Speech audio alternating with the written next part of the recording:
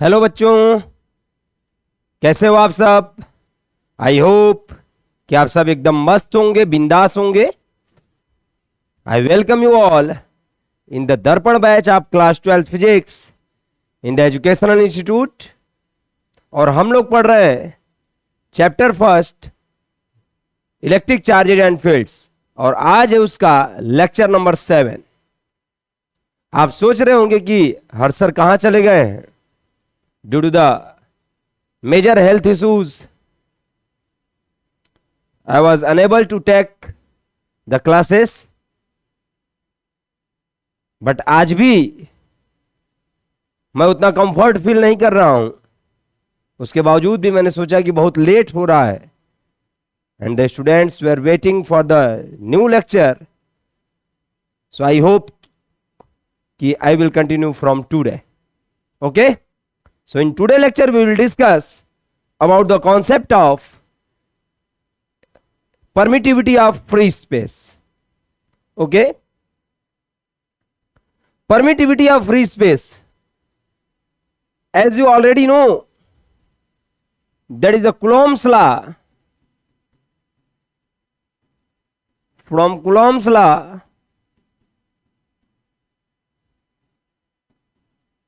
we have F equal to 1 upon 4 pi epsilon 0 Q1 Q2 upon R square. This is the system of 2 point charges Q1 Q2 separated by a distance R. Then the here Coulomb's law gives the interaction between the point charges. Interaction between point charges. और ये 1/4πε0 क्या था? Constant. और यहां पर जो ये epsilon 0 है, इसी को हम लोग क्या बोलते थे? Permittivity of free space. In today's lecture I will discuss the permittivity of the free space. अभी तक तो जान रहे थे कि एप्सिलॉन 0 को permittivity of the free space कहते हैं सिर्फ, बट आज जानेंगे कि ये होता क्या है और कैसे ये अपना रोल प्ले करता है जो है for the interaction of charges में। ओके, तो now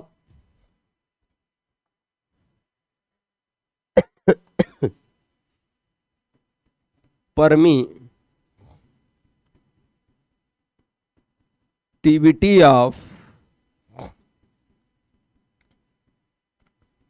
free space, permittivity of free space. Permittivity of free space क्या है?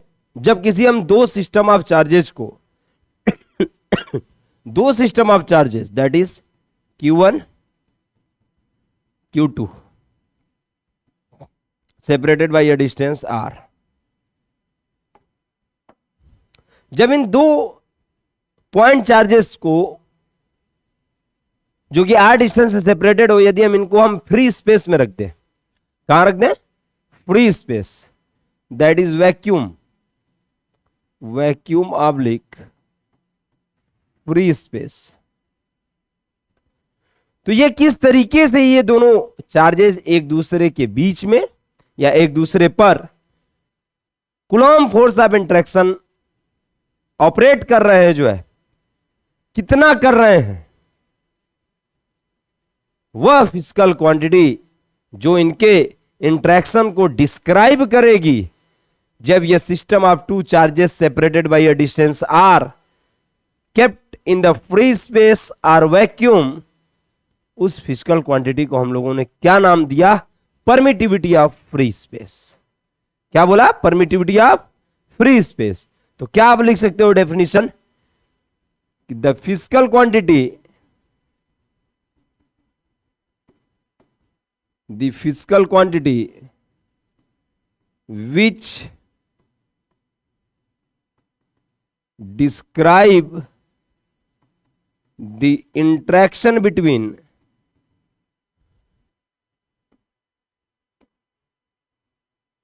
two point charges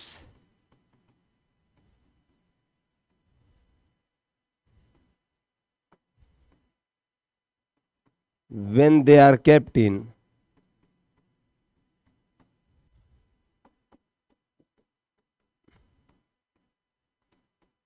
free space is called permittivity of free space.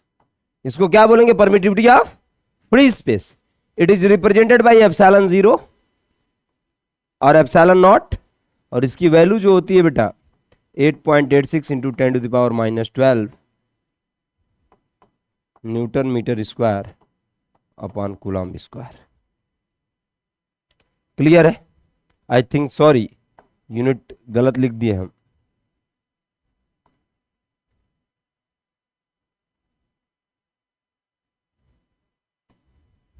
यहां पर आप यहां से यूनिट ऑपरेट कर सकते हो. क्या हो जाएगा? कूलम्ब स्क्वायर अपॉन एफ नीचे आ जाएगा. क्या हो जाएगा बेटा? Coulomb square upon newton metre square. Okay. तो वो है फिजिकल क्वांटिटी जो किसी दो चार्ज पार्टिकल्स जो कि r डिस्टेंस से सेपरेटेड हो उनके बीच में इंट्रैक्शन को डिस्क्राइब करे. That physical quantity will be called as permittivity of free space if the system were kept in the free space. Clear है? And it is represented by epsilon 0 and its value is 8.86 into 10⁻12 coulomb square per Newton meter square. ठीक है? Now next, permittivity of the medium.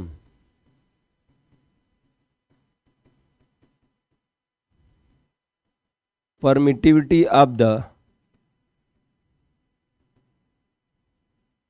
Medium, इसको आप represent करते हो epsilon m से. जिस तरीके से जब कोई दो चार्जेस का सिस्टम r डिस्टेंस से सेपरेटेड हो उसको जब हम फ्री स्पेस में रखते थे, वैक्यूम में रखते थे, तो उनके बीच के इंटरेक्शन को डिस्क्राइब करने के लिए जिस तरीके से permittivity of the free space ने इंपॉर्टेंट रोल प्ले किया, in the same way when the same system of charges consisting of 2 point charges q1 q2 separated by a distance r, when they are kept in a medium, when they are kept in a medium, वो medium कुछ भी हो सकता है, glass, mica, air, water, metal etcetera. तो उनके बीच में जो इंट्रैक्शन होगा उनको डिस्क्राइब करने के लिए जिस फिजिकल क्वांटिटी की नीड होगी, that physical quantity will be called as permittivity of the medium.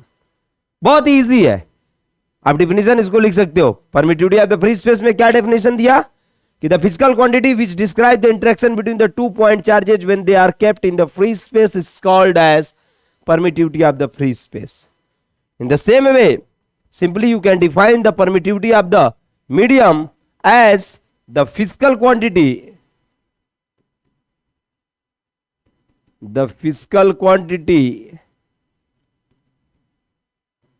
which describes the interaction between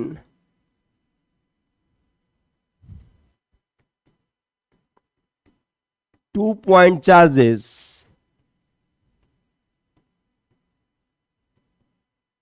when they are kept in free space, when they are kept in a medium is called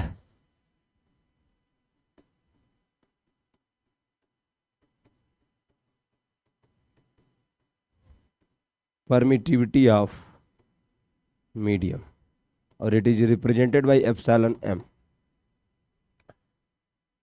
इसी भी यहाँ पे हम लोग जब Coulomb's force पढ़ रहे थे या कूलॉम्स लॉ पढ़ रहे थे तो वहां पर जब f की वैल्यू जो आई थी 1/4 pi epsilon 0 q1 q2 upon r, तो वहां पर यह बात कही गई थी जहां पर हमने स्मॉल के से रिप्रेजेंट किया था 1/4 पाई एप्सिलॉन 0 को वहां पर बताया गया था कि ये जो स्मॉल के की वैल्यू है वो कहीं ना कहीं मीडियम पे डिपेंड करता है। स्मॉल के की वैल्यू मीडियम पे डिपेंड करती है, और इस स्मॉल के की वैल्यू के मीडियम पर डिपेंड होने से एफ की वैल्यू जो होगी वह भी क्या होगी, मीडियम पर डिपेंड करेगी। Depends on medium. वही ये रोल प्ले कर रहा है परमिटिविटी ऑफ द मीडियम, कि जब किसी भी 2 पॉइंट चार्जेस के सिस्टम को, 3 पॉइंट चार्जेस के सिस्टम को आप जब किसी भी मीडियम में रखोगे तो उनके बीच के इंटरेक्शन को डिस्क्राइब करने के लिए एक अदर फिजिकल क्वांटिटी की नीड होगी, जिसको हम लोग क्या बोलेंगे, permittivity of the medium. Clear है? अब ये कैसे रिलेशन बनेगा कि जब कोई चार्ज पार्टिकल फ्री स्पेस में रखा हुआ है, वही चार्ज पार्टिकल का सिस्टम मीडियम में रखा हुआ है, कैसे आप फोर्स को कंपेयर करोगे, उसके लिए एक नई क्वांटिटी आएगी जिसको हम लोग बोलेंगे relative permittivity. Relative permittivity. Now the next one, that is relative permittivity. इसको आप रिप्रेजेंट करते हो स्मॉल आर से। स्मॉल आर से कैसे डिफाइन करोगे? It is defined as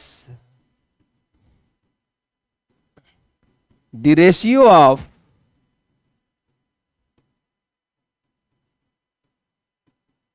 permittivity of the medium to the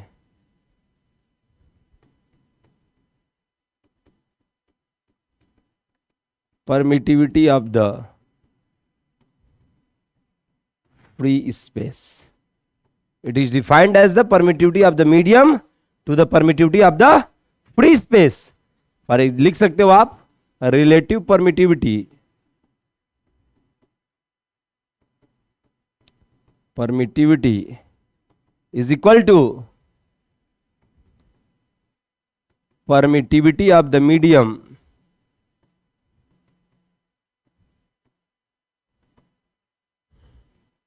divided by permittivity of the free space. ठीक है? तो रिलेटिव परमिटिविटी को हम लोग लिखते हैं एप्सिलॉन आर से, परमिटिविटी ऑफ द मीडियम को epsilon M upon permittivity of the free space को epsilon 0। It means epsilon m can be written as epsilon r into epsilon 0। Epsilon m into epsilon 0। इसका मतलब क्या है? इसका मतलब क्या है कि इससे आप कंपेयर कर सकते हो कि यदि एप्सिलॉन नॉट 1 हो या एप्सिलॉन नॉट की वैल्यू कुछ भी हो और एप्सिलॉन आर 2 हो, तो एप्सिलॉन एम की वैल्यू क्या हो जाएगी, 2 एप्सिलॉन नॉट। हम क्या कह रहे हैं, एप्सिलॉन नॉट की वैल्यू एप्सिलॉन नॉट है, एप्सिलॉन आर मान लीजिए 2 है, तो एप्सिलॉन एम की वैल्यू क्या हो जाएगी, 2 एप्सिलॉन 0। इसका मतलब कि जो एप्सिलॉन एम की वैल्यू है वो एप्सिलॉन नॉट से क्या है, ज्यादा है। कितना? 2 times. It means simply you can say that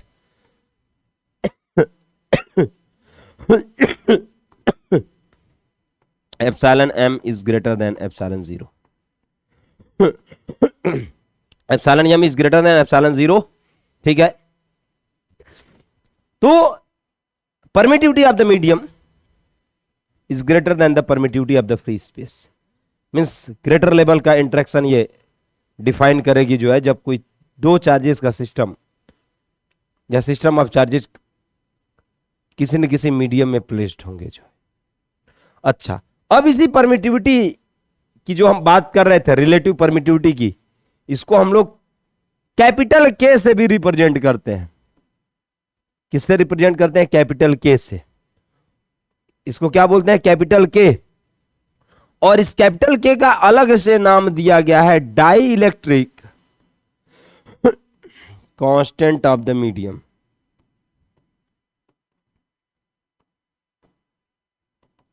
die electric constant of the medium. तो आपके माइंड में क्वेश्चन अराइज हो रहा होगा कि क्या सर रिलेटिव परमिटिविटी और dielectric constant of the medium क्या ये दोनों सेम है? एग्जैक्टली सेम है. It means epsilon r is equal to the capital K. Epsilon r is equal to the capital K. It means epsilon are equal to capital K equal to epsilon M upon epsilon zero. Epsilon are equal to capital K equal to epsilon M upon epsilon naught. फिर से वही बात आ जाएगी कि यहां से epsilon M equal to K times epsilon naught. Epsilon M equal to K times epsilon not.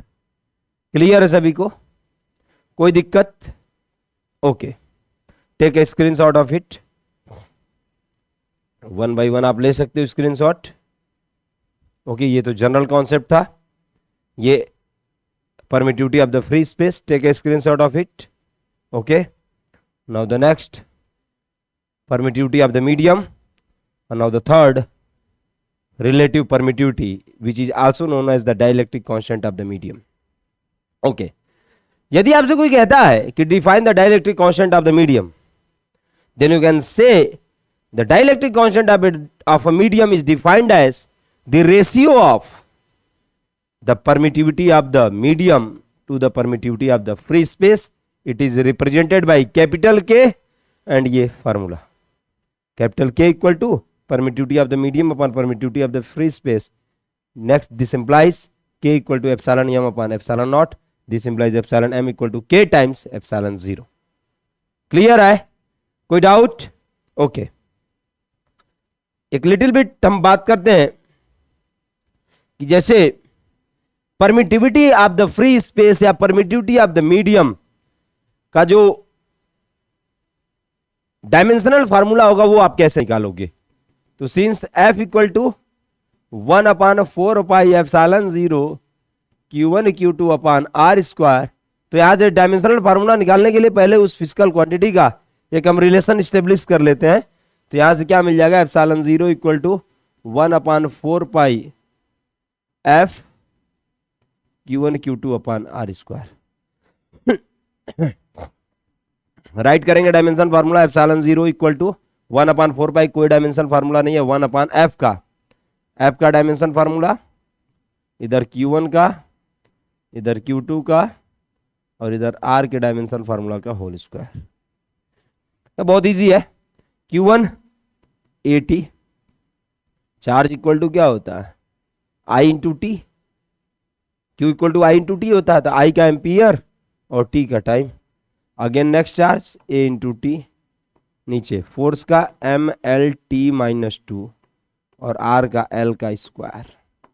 क्या हो जाएगा? a square T square upon m l square, l power 3 t power minus 2. ऊपर ले जाएंगे epsilon 0 equal to m power minus 1 l power minus 3 t power 2 a power 2 t power 2. This implies epsilon 0 equal to m minus 1 l minus 3 t 4 a 2. So this is the dimensional formula of the permittivity of the free space. If anyone asking to you that what is the dimensional formula of permittivity of the medium, that will be also same, that is m minus 1 l minus 3 t power 4 a power 2. But if anyone asking what is the dimensional formula of the dielectric constant or what is the dimensional formula of the epsilon r, then the epsilon r is the ratio of permittivity of the medium to the permittivity of the free space. ऊपर की dimensional formula same, नीचे का dimensional formula same. This is same about the K also. That's why dimensional formula of epsilon norm is same as the dimensional formula of free space, therefore cancel to each other, and therefore the final dimensional formula will come out to be m0 l0 t0, m0 l0 t0, and this will be called as, it is a dimensionless quantity.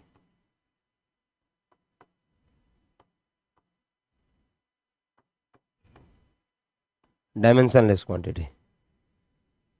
Clear है? I hope कि आपको समझ में आया होगा। Screenshot लीजिए। Okay, तो इस तरीके से हम जो है permittivity of the free space, permittivity of the medium, permittivity of the free space, permittivity of the medium, next the relative permittivity, and along with that the dimensional formula of the permittivity of free space, permittivity of medium, and along with the relative permittivity. This is all about here. Now next, जैसे आप कह सकते हो कि if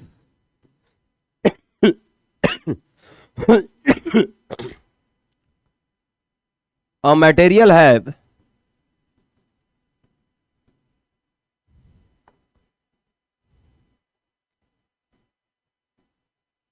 relative permittivity is equal to 7, relative permittivity 7 है, then find relative permittivity of the medium या permittivity of the material। किसी न किसी मटेरियल का या मीडियम का रिलेटिव परमिटिविटी दिया हुआ है और आपको फाइंड आउट करना है कि permittivity of the that medium हमें पता करना। रिलेटिव परमिटिविटी पता है, आपको परमिटिविटी ऑफ द मीडियम बताना है या परमिटिविटी ऑफ द मटेरियल बताना है। क्या हो जाएगा solution? Since epsilon are equal to epsilon M upon epsilon 0, ठीक है। एप्सिलॉन आर की वैल्यू 7, एप्सिलॉन एम नहीं पता, epsilon 0, this implies you can say that epsilon M equal to 7 times epsilon 0।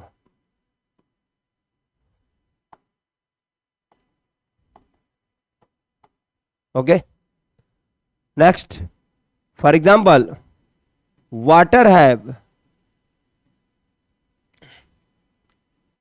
Epsilon M equal to 81, epsilon M equal to 81। Water का जो dielectric constant epsilon R होगा, सारी जो epsilon are, relative permittivity water कितनी होती है? 81 होती है। तो क्या हो जाएगा वाटर की परमिटिविटी इक्वल टू व्हाट? फिर वही चीज, since epsilon are equal to epsilon M upon में एप्सिलॉन 0, एप्सिलॉन आर की वैल्यू पता है 81, epsilon M equal to upon epsilon naught, epsilon m या epsilon water equal to 81 times epsilon 0। ये दिखा रहा है कि यदि किसी सिस्टम आप टू चार्जेस को आप फ्री स्पेस में रख रहे हो, तब जो फोर्स का इंटरेक्शन है, और जब उसी सिस्टम को आप वाटर में रख रहे हो तब जो फोर्स का इंटरेक्शन है, वो दोनों कहीं ना कहीं क्या होंगे? डिफरेंट होंगे। और फार्मूले में आपको पता है कि एप्सिलॉन नॉट कहां आता है? डिनोमिनेटर में आता है। F equal to 1 upon 4 pi epsilon 0 Q1 Q2 by are square. सब कुछ सेम रहेगा, Q1 Q2 सेम है, R सेम है। यदि ये एप्सिलॉन नॉट की वैल्यू चेंज हो जाए, ये तो फ्री स्पेस की बात कर रहे हैं, यदि आप मीडियम में रखोगे तो एप्सिलॉन नॉट की जगह हमें क्या रखना पड़ेगा? Epsilon M.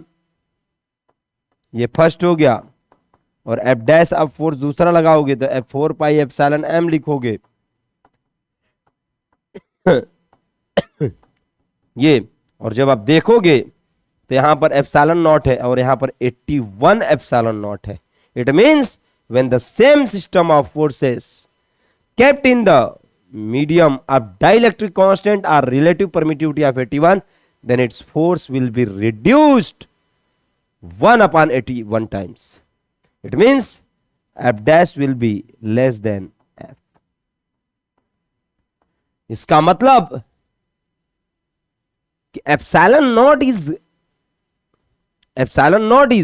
Less than epsilon M. Means epsilon M बड़ा है, एप्सिलॉन एम बड़ा है। लेकिन जब हम इंटरेक्शन की बात करेंगे फोर्स के रिस्पेक्ट में, तब जो हमारी फोर्स की वैल्यू होगी उस पर्टिकुलर मीडियम में रखने पर वो क्या हो जाएगी? कम हो जाएगी। मींस आप कह सकते हो कि F M will be always less than F zero. F M will be always less than F zero. Means this is the force of interaction between the 2 point charges separated by a particular distance when they are kept in the free space, and Fm represents the interaction between the same point charges separated by the same distance when they are kept in a medium. तो जब उसको medium में रखोगे तो force की value क्या हो जाएगी, कम हो जाएगी, किसके कंपेयर में, जब वह वैक्यूम में रखे गए थे। इस डाइलेक्ट्रिक कांस्टेंट के बेसिस पर हमने इस तरीके की जो है कॉन्सेप्ट को जज कर पाया। जो क्लियर है, ध्यान दीजिएगा कि यहां पर एप्सिलॉन एम की वैल्यू ज्यादा थी एप्सिलॉन जीरो से, एप्सिलॉन एम की वैल्यू एप्सिलॉन जीरो से ज्यादा थी, लेकिन जब आप फोर्स के रिस्पेक्ट में बात करोगे तो एफ एम की वैल्यू क्या हो जाएगी, लेस देन हो जाएगी एफ नॉट से। मींस जब कोई दो system of charges free space में रखे गए होंगे तो उनके बीच का जो इंट्रैक्शन फोर्स लगेगा, कूलॉम फोर्स लगेगा, वो क्या होगा, मैक्सिमम होगा। क्या होगा, मैक्सिमम होगा। कब, जब वो फ्री स्पेस में होंगे। क्यों, क्योंकि एप्सिलॉन नॉट की वैल्यू क्या होगी, मिनिमम। एप्सिलॉन नॉट की वैल्यू क्या होगी, मिनिमम। तो जब एप्सिलॉन नॉट की वैल्यू मिनिमम तो उनके बीच में लगने वाले फोर्स की वैल्यू मैक्सिमम। अब तो क्लियर हो गया होगा, ठीक है। Okay, take a screenshot of it.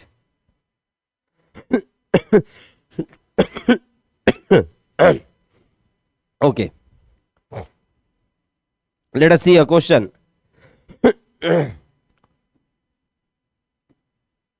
मान लीजिए कि टू सिस्टम ऑफ चार्जेस हैं, Q1 Q2 सेपरेटेड बाय ए स्मॉल r।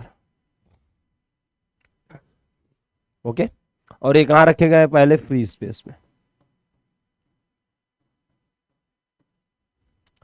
अब इसी सिस्टम ऑफ चार्ज को हम कहां प्लेस करेंगे, वाटर में। और वाटर का जो एप्सिलॉन आर की जो वैल्यू दी हुई है वो दी हुई है 81। एप्सिलॉन आर की वैल्यू क्या दी हुई है, 81 दी हुई है। या इसको आप क्या कह सकते हो, के की वैल्यू 81 है। तो कह रहा है कि अब बताइए कि इस समय यहां पर तो फोर्स एफ लग रहा था, अब जो यहां पर नया वाला फोर्स लगेगा उसकी वैल्यू बताइए क्या होगा with respect to the previous one force. भाई दो सिस्टम ऑफ चार्ज थे, फ्री स्पेस में रखे गए थे, एफ फोर्स लग रहा था। जब वही same system of charge water में, जिसका डाइलेक्ट्रिक कांस्टेंट या रिलेटिव परमिटिविटी 81 है, तो उस समय जो नया फोर्स लगेगा उसके वैल्यू को हमें बताना। ठीक, okay. Solution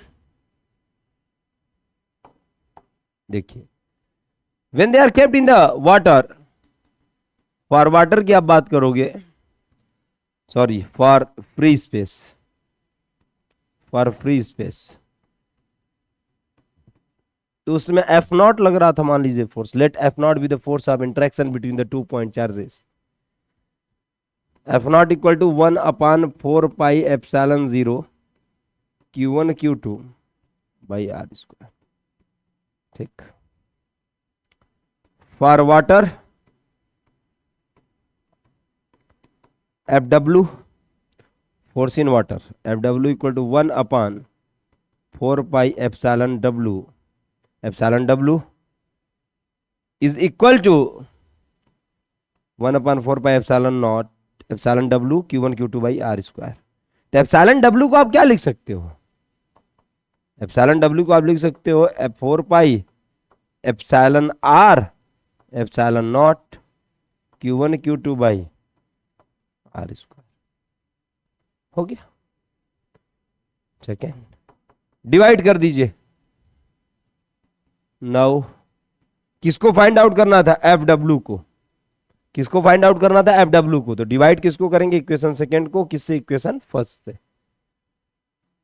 now dividing equation second by first, we get, क्या हो जाएगा, F W upon F naught 1/4 pi epsilon 0 1/4 pi epsilon are epsilon W Q1 Q2 by are square, Q1 Q2 by are square, Q1 Q2 by are square, Q1 Q2 by are square cancel out, 1/4 pi epsilon naught 1/4 pi, और sorry कुछ गलती लिख दिया हमने, हाँ epsilon R epsilon dub 0 होना चाहिए था यहाँ पर। तो एप्सिलॉन 0 कैंसिल, एप्सिलॉन 0 बचा क्या, F W upon F naught equal to 1 upon 1 whole upon 1 upon epsilon R, ठीक है। और एप्सिलॉन आर की वैल्यू दी हुई है 81, तो F W upon F naught equal to epsilon R 81, this implies F W equal to 81 times F naught. Mean जो उनके फोर्स, उनके बीच का लगने वाला जो फोर्स था, उनके बीच का लगने वाला जो फोर्स था एफ डब्ल्यू,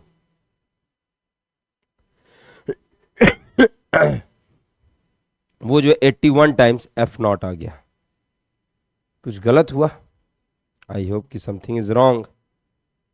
एप्सिलॉन और एप्सिलॉन आर,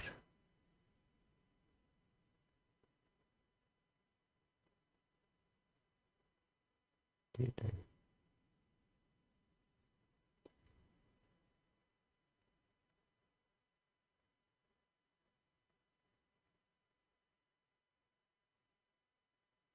ओके, तो this is the problem based on the permittivity of the free space. और इस तरीके से हम लोग क्या कर पाएंगे बेटा, क्वेश्चंस को कर पाएंगे जो है। तो यहां पर आप देख पा रहे हो कि यहां पर जब हमने फोर्स की वैल्यूज को डिवाइड किया, ये एप्सिलॉन मीडियम था, और एप्सिलॉन मीडियम आपको पता है कि वो क्या होता है, के times epsilon naught. Epsilon medium ज्यादा, तो अब इस रिस्पेक्ट में जो फोर्स की वैल्यू थी क्या हो गई, कम हो गई। इस रिस्पेक्ट में फोर्स की वैल्यू क्या हो गई, कम हो गई। तो जो नया वाला जो फोर्स है F naught 1 upon epsilon R होना चाहिए था, 1 upon 4 pi epsilon naught Q1 Q2 by are square 1 upon R.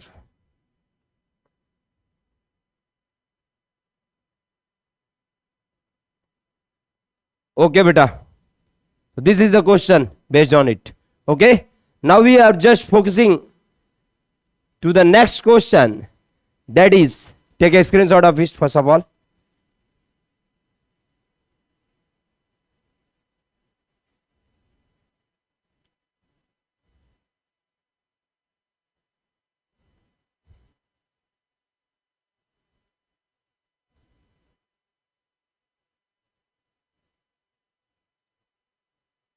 Okay, इस वाले क्वेश्चन में देखो क्या फॉल्ट हो गई है कि F naught equal to 1/4 pi epsilon, जब आप डिवाइड करोगे, जब आप डिवाइड करोगे बेटा इक्वेशन,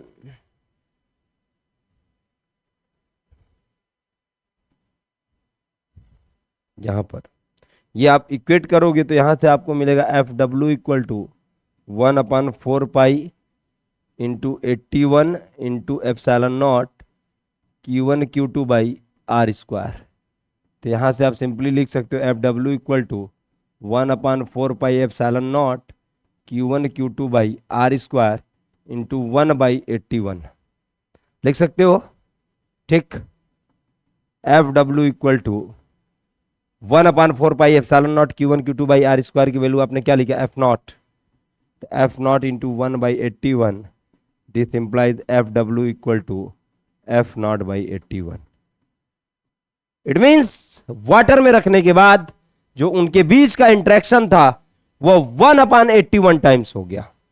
वह कितना हो गया, 1/81 टाइम्स हो गया।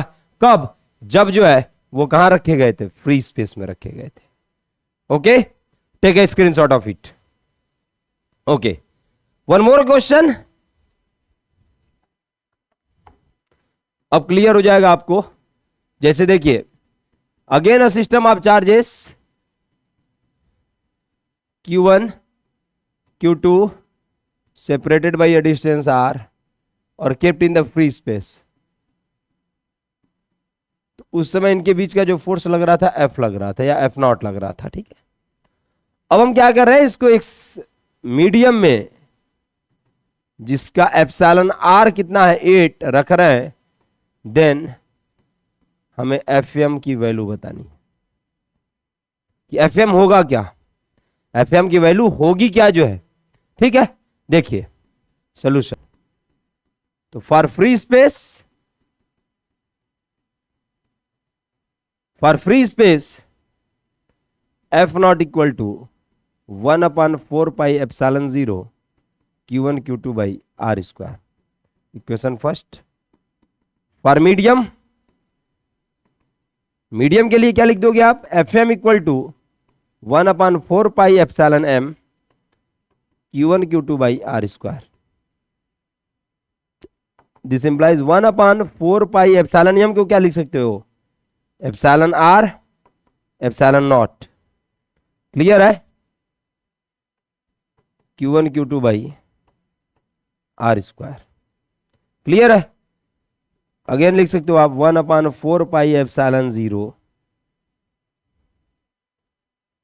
Into Q1 Q2 by are square into 1/εr।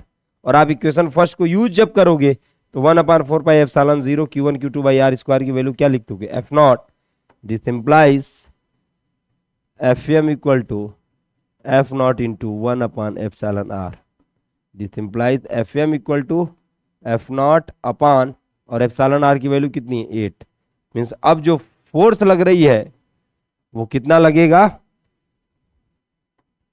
F naught by 8 times. Means आप कह सकते हो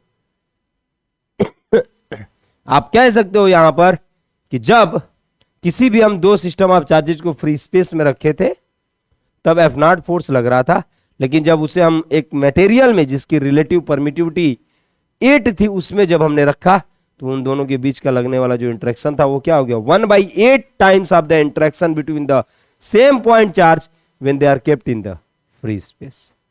क्लियर है, take a screenshot of it. Okay, अब एक कई बार प्रूफ पूछा गया है जो एससीबीएसई बोर्ड एग्जामिनेशंस में, पीवाईक्यू में, और वो क्वेश्चन है क्या, define dielectric constant of a medium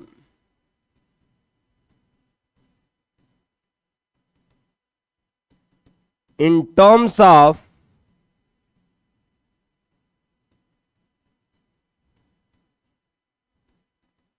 electrostatic force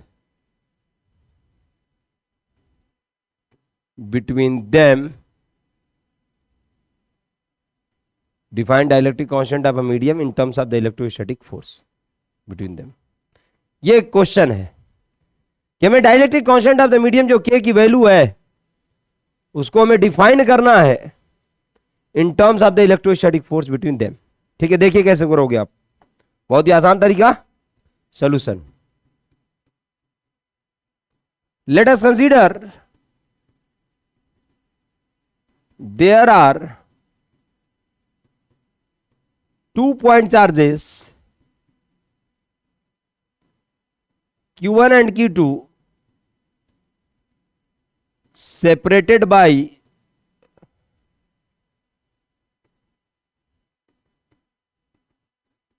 distance r। ये सिस्टम हो गया Q1 Q2 separated by a distance r। अब इनको हम पहले फ्री स्पेस में रख रहे हैं, when it is kept in free space,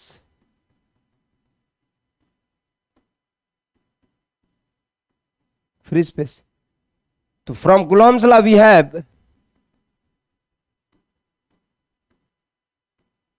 Coulomb's law क्या हो जाएगा, F0 0 फॉर फ्री स्पेस है, symbolic representation 1/4πε0 Q1 Q2 by are square, equation number first. Clear है। दूसरा, when the system of charges is kept in a medium, then force क्या हो जाएगा, F M हो जाए, एफएम फोर्स हो गया, force in medium, 1/4 pi epsilon m Q1 Q2 by are square, equation number second. ठीक, नाउ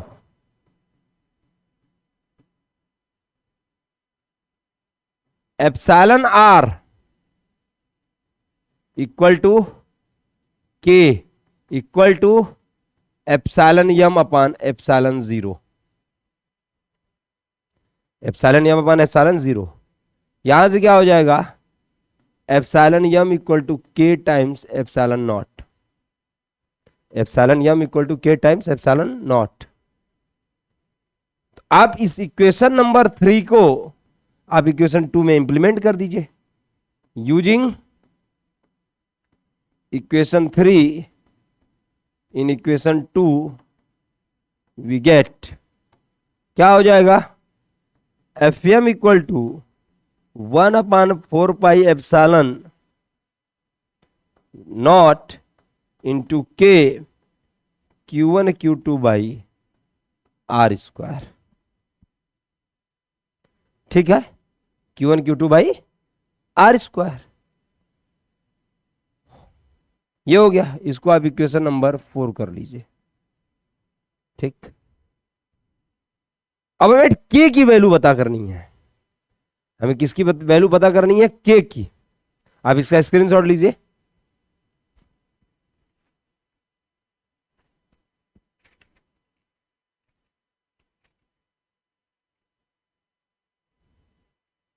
ओके, अब आप क्या करोगे, now dividing equation first by equation 4 we get, क्या हो जाएगा बेटा, इधर हम इरेज कर दें, equation first F naught, equation 4 पता है,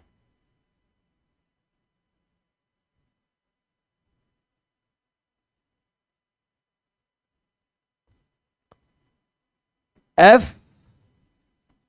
not upon F M 1/4 pi epsilon naught Q1 Q2 by are square whole upon 1/4 pi epsilon naught into K Q1 Q2 by are square.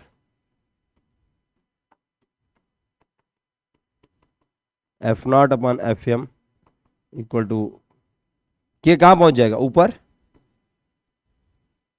और यहां से आपको एक रिलेशन मिल गया, और के है क्या, dielectric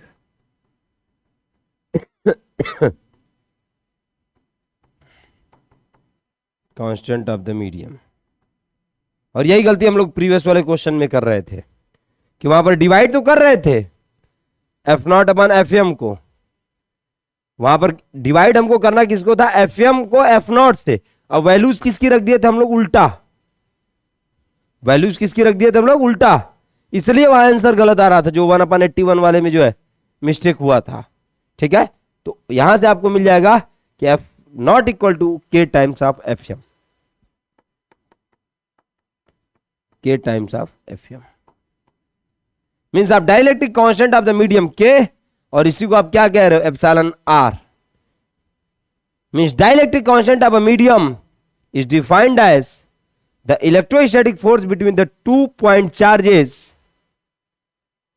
when they are kept in the free space to the electrostatic force between the same point charge at the kept at the same distance in the medium, means it is a ratio of the two types of electrostatic force। बस अंतर कहां है कि पहली बार जो है system of charges कहां प्लेस्ड होंगे, फ्री स्पेस में, and second time in the medium. तो आप डिफाइन कर सकते हो कि the dielectric constant of a medium,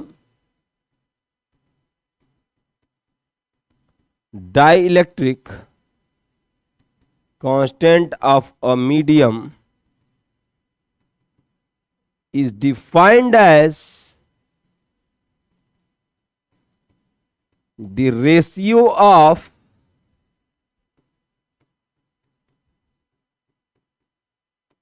electrostatic force between the 2-point charges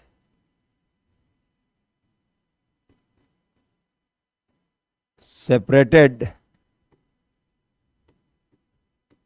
by a distance r,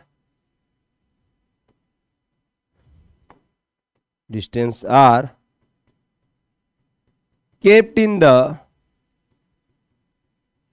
free space to the ratio of electrostatic force between the same system of charges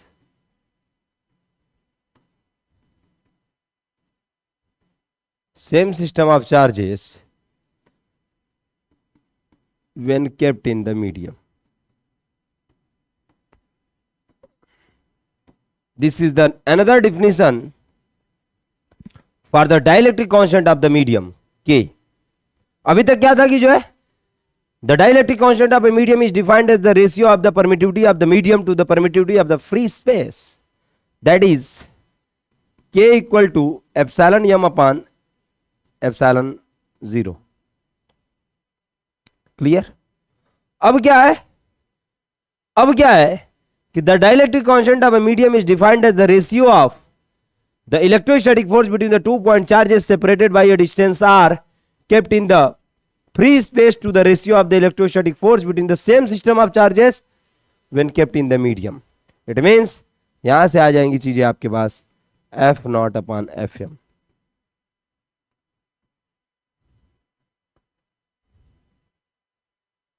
इसका मतलब क्या है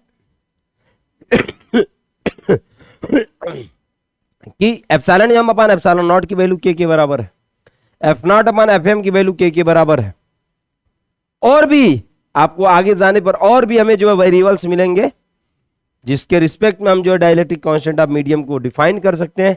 वो variables इस तरीके से होंगे, आपको यही हम बता दे रहे हैं. K equal to epsilon M upon epsilon 0 equal to C M upon C naught equal to F naught upon F M, V naught upon में F M sorry V M equal to E naught upon में E M. अब आपको क्या रे राम ये क्या आ गया, C M D M V M E M, ये क्या आ गया. One by one I will discuss the each and every term कि ये क्या रिप्रेजेंट कर रहे हैं. पढ़ाना अभी नहीं है, अभी आगे के टॉपिक्स में हम लोग देखेंगे जहां पर आपको पता है कि एप्सिलॉन क्या रिप्रेजेंट कर रहा है, इलेक्ट्रिक परमिटिविटी. जीरो का मतलब फ्री स्पेस समझ जाएगा, एम का मतलब मीडियम, सी क्या रिप्रेजेंट कर रहा है, कैपेसिटेंस, एफ क्या रिप्रेजेंट कर रहा है, इलेक्ट्रोस्टैटिक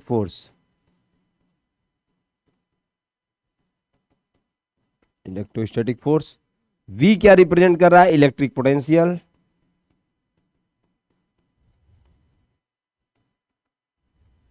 और ई क्या रिप्रेजेंट कर रहा है, इलेक्ट्रिक फील्ड. ठीक है, तो इस तरीके से हम के की वैल्यू को इन तीन टर्म्स में, ये तो दो देखे, दैट इज एप्सिलॉन एम और F naught upon F M, but ये भी तीन जो है इस के को रिप्रेजेंट कर सकते हैं. इसलिए हमने अभी बता दिया ताकि जब हम लोग बाद में डिस्कस करें तो ये प्रॉब्लम्स हम लोग के सामने न आए. क्लियर है? तो इस तरीके के क्वेश्चन पूछे गए हैं जो है बोर्ड एग्जाम में कि dielectric constant of the medium को डिफाइन करना in the terms of electrostatic force. आपके पास तीन और ऑप्शंस हो गए, in the terms of capacitance, in the terms of electric potential, in the terms of electric field. So it is very easy to define the dielectric constant in terms of electric permittivity, electric capacitance, electric force, electric potential and electric field. Okay, take a screenshot of it. Okay, ठीक है बेटा, तो आज के लिए बस इतना ही. In the next class, I will meet you with the concept of electric field. With the concept of electric field. Electric field होती क्या है, और उसके क्या फॉर्मूलेस हैं। तब तक के लिए धन्यवाद, और आई होप कि मैं जल्दी ठीक हो जाऊंगा। तब तक आप वेट करिए, हो सकता है कि मैं कंटिन्यूटी मेंटेन करूंगा, क्योंकि आप भी वेट कर रहे थे कि हर सर की नेक्स्ट लेक्चर की वीडियोस कब आएंगी, क्योंकि क्लासेस कंटिन्यू हो चुके हैं क्लास 11th और 12th के। So I will be regular from today. So तब तक के लिए धन्यवाद। ओके।